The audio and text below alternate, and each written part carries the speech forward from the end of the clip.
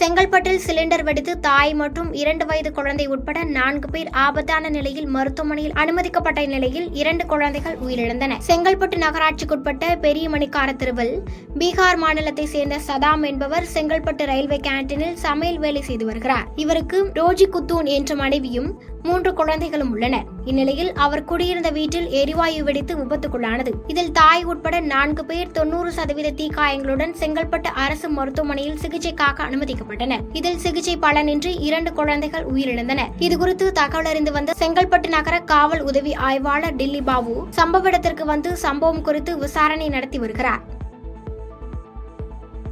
பாதகம் செய்பவரை கண்டால் நாம் பயங்கொள்ளலாகாது பாப்பா, மோதி மிதித்து விடு பாப்பா, அவர் முகத்தில் உமிழ்ந்து விடு பாப்பா. அண்மை செய்திகளை உடனுக்குடன் தெரிந்து கொள்ள இணைந்திருங்கள் இயம்நாடு தொலைக்காட்சியுடன்.